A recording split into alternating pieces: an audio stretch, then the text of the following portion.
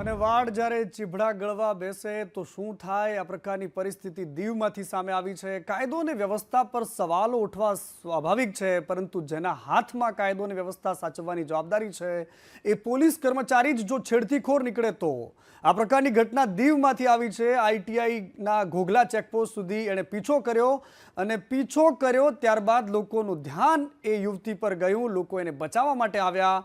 ઉશ્કેરાયેલા લોકોએ નરાધમ હાર્દિક મોરી નામના આ શખ્સને ઢોરમાર માર્યો।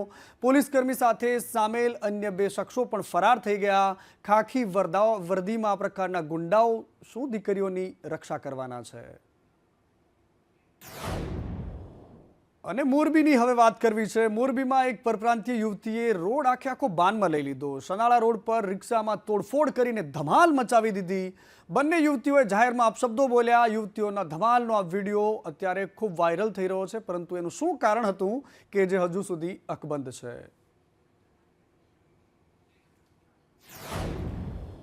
અને હવે ફરી એકવાર એક ભારતીય જનતા પાર્ટીના નેતાનો વિડીયો વાયરલ થયો છે અને આ નેતાજી પણ સુરતના છે। સુરતમાં ભાજપનો આ કાર્યકર્તા કે જેનો વિડીયો તમે જોઈ રહ્યા છો, એક મહિલા સાથે હાથમાં બંદૂક સાથેનો આ વિડીયો વાયરલ થઈ રહ્યો છે અને ઠુમકા કરતા એ મહિલા છે, એમની સાથે આ ભાજપનો કાર્યકર્તા સુજીત ઉપાધ્યાય હોવાનું સામે આવ્યું છે।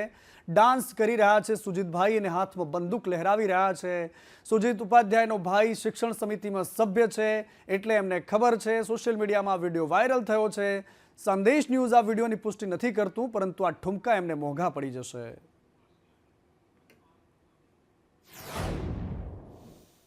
અને બીજી બાજુ સુરત, અમદાવાદ, વડોદરા, વલસાડ તમામ જગ્યાઓ પર આપણે ક્રાઇમની ઘટનાઓ જોઈ રહ્યા છે। અને બીજી બાજુ રાજ્યનું ગૃહ વિભાગ આ તમામ પોલીસ કર્મચારીઓને સન્માનિત કરી રહ્યું છે, જેમણે ખરેખર સારું કામ કર્યું છે। ગૃહમંત્રી ડીજીપીની હાજરીમાં આજે સન્માનનો કાર્યક્રમ યોજાયો, જેમાં હર્ષ સંઘવીએ નિવેદન આપતા કહ્યું કે વલસાડ જેવી ઘટના જુદા જુદા રાજ્યોમાં બની છે। વલસાડ જિલ્લા પોલીસ પર ગર્વ છે।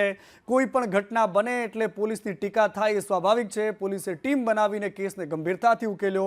300 જેટલા પોલીસના જવાનો કેસના ડિટેક્શનમાં જોડાયા હતા। આ પ્રકારની વાતો સાથે વલસાડ પોલીસની પીઠ થપથપાવવામાં હર્ષ સંઘવીએ કશું જ બાકી ન રાખ્યું। હું તો એટલું જ કહી શકું કે કાશ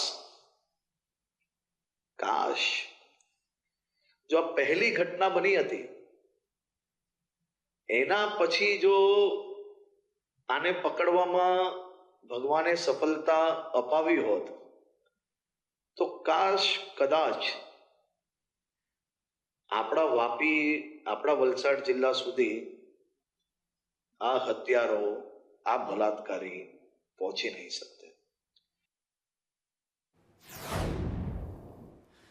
અને બિલકુલ એ ધન્યવાદને પાત્ર છે, કારણ કે અલગ અલગ જગ્યાઓ પર જઈને મહારાષ્ટ્રથી ગુજરાત સુધી આખી લિંક શોધવી બહુ જ અઘરી હતી। તેમ છતાં પણ પોલીસે આ હત્યારાને ઝડપી પાડ્યો, એ ખરેખર કાબિલે તારીફ છે। પરંતુ જ્યાં બીજી બાજુ રાજ્યના આર્થિક સ્કેમનો એક આરોપી ભૂપેન્દ્ર ઝાલા હજુ પણ પોલીસની પકડથી દૂર છે। સીઆઈડી ક્રાઇમના અધિકારીની બદલી થઈ ગઈ છે, પરંતુ અત્યારે નવી પોસ્ટિંગ સાથે નવા અધિકારી ત્યાં જોડાશે। પરંતુ બધાની વચ્ચે રાજ્યના મંત્રી છે ભીખુસિંહ પરમાર, તેઓ કહી રહ્યા છે કે લોકોએ પૈસા રોક્યા છે, એવું મારી પાસે કોઈ આવ્યું નથી। લોકોએ નથી કહ્યું કે મેં મારા પૈસા અહીંયા રોક્યા છે। એનું શું છે? પૈસાને લઈને કોઈ વ્યક્તિ ફરિયાદ લઈને મારી પાસે નથી આવી તો હું શું કરી શકું? લોકોના પૈસા લોકોએ રોક્યા છે આમાં, તો મારી પાસે તો હજી સુધી કોઈ વ્યક્તિ આવી નથી કે ભાઈ મેં આ પૈસા અહીં રોક્યા છે ને મારા પૈસાનું શું। કોઈ પણ વ્યક્તિ મારી પાસે આવી નથી કોઈ ફરિયાદ લઈ। લોકોના પૈસા લોકોએ રોક્યા છે આમાં, તો મારી પાસે તો હજી સુધી કોઈ વ્યક્તિ આવી નથી કે ભાઈ મેં આ પૈસા અહીં રોક્યા છે ને મારા પૈસાનું શું। કોઈ પણ વ્યક્તિ મારી પાસે આવી નથી કોઈ ફરિયાદ લઈ। કોઈ ફરિયાદી એમના સુધી નથી પહોંચ્યો એવું મંત્રીજીનું કહેવું છે। અને બીજી બાજુ ચર્ચા તો એવી પણ છે કે ભીખુસિંહના દીકરા સાથે બીઝેડની પાર્ટનરશિપ હતી એક ટ્રસ્ટમાં, તેઓ ટ્રસ્ટી પણ છે એવી પણ વાતો સામે આવી છે। પરંતુ બીજી બાજુ શિક્ષકો એમાં સૌથી વધારે ઇન્વોલ્વ રહ્યા અને આ શિક્ષકો અંગે આજે શિક્ષણ મંત્રીએ નિવેદન આપતા કહ્યું કે શિક્ષકોની ગરિમા લજવે છે, તેમને સરકાર નહીં છોડે। જે લોકો કૌભાંડમાં હશે તે અમારી રડારમાં હશે, કડીમાં જે હશે એની સામે કાયદેસરની કાર્યવાહી થશે। સમયમાં શિક્ષક મિત્રો પોતાની ગરિમા જે લજવે છે નૈતિકતા છોડે છે, એમની કોઈ સંજોગે આપણા શિક્ષણ વિભાગ કે આપણી સરકાર એમને છોડવા માંગતી નથી. જે લોકો આ કૌભાંડમાં કે નિર્દોષ લોકોને, ગરીબ લોકોને છેતરવાની કામગીરી જેમને કરી હોય અને જે કંઈ અમારા રડારમાં જે હશે અને જેમના નામ આવશે એની તપાસ એની કરવામાં આવશે, હકીકતની રિપોર્ટ મેળવવામાં આવશે. જે લોકો એમાં સામેલ હશે, સીધી કડીમાં જો અમને સુરાગ મળશે તો નિશ્ચિત કાયદેસરની કાર્યવાહી અમે. અને બીજી બાજુ શિક્ષણ મંત્રી સારી વાતો કરી રહ્યા છે, પરંતુ બનાસકાંઠા જિલ્લાની એક સ્કૂલ છે કે જેમાં 9 થી 12માં 200 વિદ્યાર્થી ભણે છે, પરંતુ ભણાવનારા સાહેબ માત્ર એક છે. સુઈ ગામની ડાભીની સરકારી સ્કૂલનો એક વિડીયો સામે આવ્યો કે જ્યાં વાલીઓએ જઈને વિરોધ કર્યો, ગ્રામજનો પહોંચ્યા અને શિક્ષકોની નિમણૂકની માંગ કરી. એક જ શિક્ષક કેવી રીતે ભણાવતો હશે? આ વાઇબ્રન્ટ ગુજરાતના શિક્ષણ વ્યવસ્થાની જબરદસ્ત કામગીરીની આ ચાડી ખાય છે કે એક સાહેબ કેટલા જ્ઞાની હશે. વિચાર કરો કે 1 થી લઈને 12 સુધી ભણાવી શકતા હોય, અને આવું માત્ર આપણા ગુજરાતમાં શક્ય છે. પરંતુ આ મુદ્દે જ્યારે શિક્ષણ મંત્રીને સંદેશ ન્યૂઝે સવાલ પૂછ્યો તો એમણે કહ્યું કે એક શિક્ષકની ઘટથી કોઈ શિક્ષણ કાર્યમાં અગવડતા ના ઊભી થાય. શિક્ષકોની ઘટ એનાથી કોઈ અભ્યાસ થોડો ખરાબ થાય. આ માહિતી અમને મીડિયા થકી મળી છે. બની શકે કે અત્યારે ફેરબદલીનો એક ટાઈમ છે, બદલીનો દોર ચાલી રહ્યો છે, એટલે કદાચ આ ગેપ પડી હોય, પરંતુ શિક્ષણ મંત્રીનો આ જવાબ ગળે ઉતરતો નથી. અત્યારે જિલ્લા ફેરના કેમ ચાલે છે, જિલ્લા આંતરિક બદલીઓ થઈ છે, તાલુકા ફેરની બદલીઓ થઈ છે અને નવી ભરતીની પ્રોસેસ ચાલુ છે. એટલે મારું માનવું છે ત્યાં સુધી જે શિક્ષક મિત્રો હશે પણ જેમને બદલી થઈ હશે, તાલુકા આંતરિક બદલી થઈ હશે, જિલ્લા ફેરમાં બદલી થઈ હશે અથવા જિલ્લા આંતરિક બદલી થઈ છે, એટલે એ લોકો છૂટા થયા હશે. એટલે અત્યારે 2 શિક્ષકો હશે. એટલે એ સાચી હકીકત છે એ મેળવી અને આવનારા સમયમાં આપણે 24,700 જેટલી ભરતી કરવા માટેની પ્રોસેસ આપણે ચાલુ છે, ઓન ગોઈંગ છે. 1 થી 5, 6 થી 8, 9 થી 10 અને 11-12 હાયર સેકન્ડરી સુધીની ભરતીની પ્રક્રિયા ઓલરેડી ચાલુ છે. વ્યવસ્થાની કંઈક ખામી હશે તો પે સેન્ટરથી એક વૈકલ્પિક વ્યવસ્થા કરીને શિક્ષકો આપીશું. એટલે એના માટે શિક્ષણ બગડશે એવું આપને કદાચ લાગતું હોય, એ બનશે નહીં. અમે એની વૈકલ્પિક વ્યવસ્થા અમારા ડીઓડીપીઓ કરતા જ હોય છે. અને આ તરફ વાવ વિધાનસભાની બેઠક પરથી જીતેલા ધારાસભ્ય સ્વરૂપજી ઠાકોરે આજે ધારાસભ્ય તરીકેના શપથ લીધા. વિધાનસભા અધ્યક્ષની ચેમ્બરમાં તેઓ પહોંચ્યા હતા. મંત્રીઓની હાજરી હતી અને સ્વરૂપજી ઠાકોર આજે વિધિવત રીતે ધારાસભ્ય બની ચૂક્યા છે. જે અમારા વિધાનસભાના જે વિકાસના કામો જે છેલ્લા 7 વર્ષથી અમારા પ્રતિદિન ન હોવાના કારણે અધૂરા અને થતા નહોતા, એના કારણે અમે આ વખતે અમારું ભારતીય જનતા પાર્ટીનું કમળ ખૂબ જંગી મતોથી ખીલાવ્યું છે અને જે વિકાસના કામો અટક્યા છે એ અમે સૌ સાથે મળી અને એ વિસ્તારના જે પણ નાના મોટા કામો છે એ કામો અમે બહુ અમારી સરકારમાં રહી અને બહુ ઝડપીથી કામો પૂર્ણ કરીશું. નવા બનેલા ધારાસભ્યો કામ કરવાની વાત કરે છે અને બીજી બાજુ વિધાનસભાનું બજેટ સત્ર પણ આવી રહ્યું છે. 13 ફેબ્રુઆરીની આસપાસ બજેટ સત્રની શરૂઆત થશે. 23 માર્ચ પહેલાં સત્ર થશે પૂર્ણ. ફેબ્રુઆરીમાં નાણામંત્રી કનુભાઈ દેસાઈ બજેટ રજૂ કરવાના છે. અને આ તરફ ગુજરાતમાં સ્થાનિક સ્વરાજની અટવાયેલી ચૂંટણી પણ હવે તૈયારીઓમાં છે. ચૂંટણીને લઈને ભારતીય જનતા પાર્ટી કાર્યક્રમો માટે તૈયાર છે. ચૂંટણી માટે જવાબદારી અપાઈ રહી છે. કેબિનેટની બેઠકમાં જિલ્લાઓની જવાબદારી સોંપાઈ છે. જાન્યુઆરીમાં ચૂંટણીઓ જાહેર થવાની પૂરેપૂરી સંભાવના છે. અને આ જ પ્રકારે ગુજરાતમાં પોલમપોલ ચાલી રહી છે. દાહોદમાં એક નકલી તેલનું કારખાનું ઝડપાયું છે. ન્યૂ બાલાજી એન્ટરપ્રાઇઝ નામનું આ કારખાનું કે નકલી તેલ બનાવતું હતું. એસઓજીએ પામોલીન તેલ સહિતનો જથ્થો ઝડપી પાડ્યો છે. ખરેડી જીઆઈડીસીમાં બાતમીના આધારે રેડ કરી અને આ રેડમાં અલગ અલગ બ્રાન્ડના તેલના પાઉચ મળ્યા છે. એક છોટા હાથી અને 15 લાખથી વધુનો મુદ્દામાલ જપ્ત કર્યો છે. પોલીસે કારખાના માલિક સામે ગુનો દાખલ કર્યો છે. અને બીજી બાજુ હવે વાત કરવી છે રાજ્યના સૌથી વધારે ચર્ચિત એવા ખ્યાતિકાંડની કે જેમાં ડોક્ટર પ્રશાંતની પૂછપરછમાં એક પછી એક નવા ઘટસ્ફોટ થઈ રહ્યા છે. ડોક્ટર પ્રશાંત વજીરાણીએ ક્રાઇમ બ્રાન્ચ સમક્ષ ખુલાસો કર્યો. એણે કહ્યું કે વધુ એન્જિયોપ્લાસ્ટી કરવા માટે દબાણ થતું હતું. કાર્તિક પટેલ અને ચિરાગ રાહુલ આ લોકો દબાણ કરતા હોવાની વાત સામે આવી છે. બાકીના રૂપિયા લેવા હોય તો અમે કહીએ તેમ કરવું પડશે. હવે ખુદ આ પ્રકારના આરોપીઓ જ પોપટની જેમ પાપ છાપરે ચડીને પોકારી રહ્યા છે. એમ કહીએ છીએ તેવું કરવું પડશે, અમે કહીએ એટલા એન્જિયોપ્લાસ્ટી કરવી પડશે.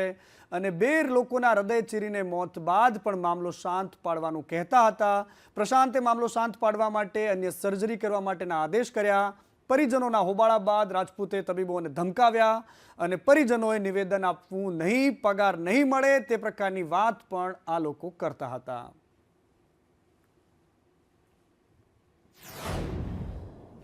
અને બીજી બાજુ અમદાવાદમાં પણ કોર્પોરેશનના બજેટને લઈને ચર્ચાઓ ગરમ છે. શહેરના વિકાસને લઈને ભાજપ અને કોંગ્રેસના નેતાઓ સામસામે આવી ગયા. એએમસીમાં બજેટને લઈને રિવ્યુ બેઠક થઈ અને આ બેઠકમાં વિપક્ષના આરોપ હતા. વિપક્ષે કહ્યું કે શાસક પક્ષના અનેક વાયદા માત્ર અધૂરા છે, માત્ર વાયદા કરવામાં શરૂ છે અમદાવાદમાં કોર્પોરેશન. અને બીજી બાજુ સરકાર વતી એવું કહેવામાં આવ્યું કે તમામ આરોપો પાયા વિહોણા છે. કોંગ્રેસના શાસનમાં લાઇટોનો એક પણ થાંભલો નહોતો. આજે જુઓ આપણું અમદાવાદ ક્યાં પહોંચી ગયું છે. 7,266 करोड़ का बजट जब भारतीय जनता पार्टी यूज ही ना कर पाती हो तो ये रिव्यू बैठक सिर्फ और सिर्फ एक टाइम पास की बैठक है. पिछले कई वर्षों से भारतीय जनता पार्टी ने वादा किया है अहमदाबाद शहर की जनता के समक्ष कि 24 घंटा पानी दिया जाएगा, बरसाती पानी का निकाल किया जाएगा, अच्छी सड़कें दी जाएगी, cleanest city of India Ahmedabad शहर को बनाया जाएगा, साबरमती नदी को शुद्ध किया जाएगा. लेकिन इन सभी बड़े मुद्दों पर कहीं ना कहीं भारतीय जनता पार्टी अनसक्सेसफुल साबित रही है. 1000 કરોડ કરતા વધારેના કામો વિકાસના હાલમાં પ્રગતિની અંદર છે. વિપક્ષ ખાલી વાહિયાત વાતો કરે છે. એ પોતે જ્યારે સત્તામાં હતા ત્યારે આપણે વાત કરીએ કે કોર્ટ દ્વારા આપણે વાત કરી કે એમની બસ પણ જપ્ત કરવામાં આવી હતી. એ વખતે એ લોકો એક લાઇટનો થાંભલો 5 વર્ષના શાસનની અંદર કોંગ્રેસનું 2000થી 2005ની અંદર શાસન હતું ત્યારે એક લાઇટનો થાંભલો નહોતા નાખી શક્યા, ગટરનું ઢાંકણું નહોતા નખાઈ શક્યા.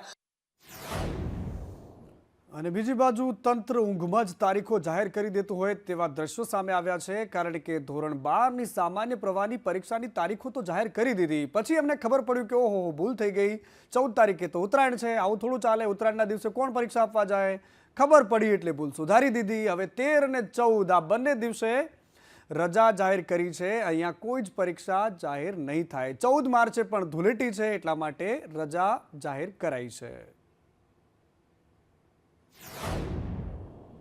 અને હવે તૈયાર રહેવું પડશે. ગુજરાતમાં ગાત્રો થીજવતી ઠંડી, તમારે તૈયારી રાખવી પડશે. કારણ કે ઠંડીને લઈને હવામાન વિભાગે આગાહી કરી છે કે સૂકા પવનોના લીધે રાજ્યમાં ઠંડીનું જોર વધવાનું છે.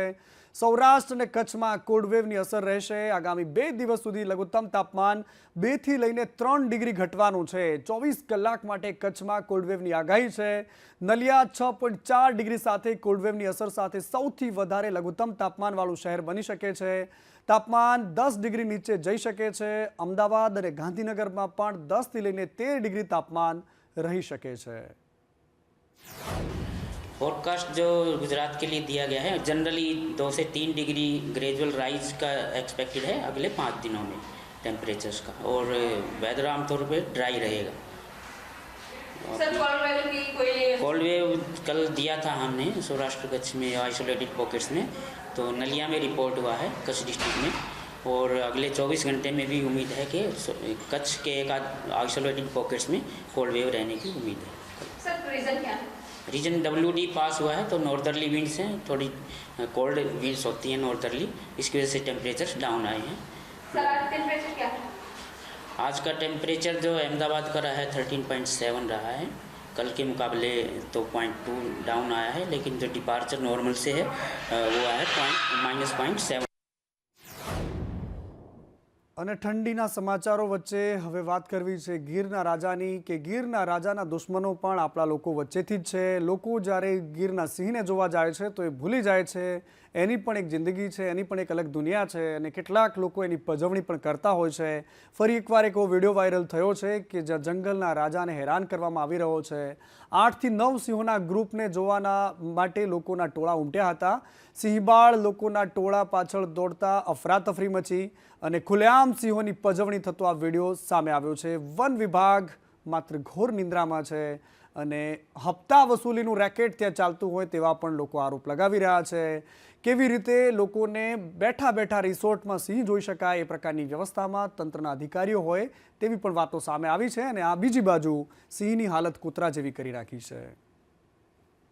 ઉત્તરાયણની ને ઉત્તરાયણ પહેલા ચાઇનીઝ દોરીના માફિયાઓ બેફામ થઈ ગયા છે. ખુલ્લેઆમ દોરી વેચાઈ રહી છે અને આ દોરી ઝડપાઈ છે આજે ખેડાના કપડવંજથી 4.18 લાખ રૂપિયાની ચાઇનીઝ દોરી જપ્ત કરાઈ છે. ટેમ્પોમાં લઈ જવાતી હતી આ ચાઇનીઝ દોરી અને પોલીસે ચાઇનીઝ દોરી સાથે 2 લોકોની અટકાયત કરી છે. અને અમદાવાદના સોલામાં 16 જેટલા જુગારીઓ ઝડપાયા છે. ખોડિયાર ફાર્મમાં પીસીબીએ દરોડા પાડ્યા અને દરોડામાં 7.29 લાખની રોકડ સહિતનો મુદ્દામાલ જપ્ત કરાયો છે. 16 જેટલા શકુનીઓ ઝડપાયા છે. 23.40 લાખનો મુદ્દામાલ પણ જપ્ત કરાયો છે. સોલા પોલીસે ફરિયાદ નોંધાઈ છે.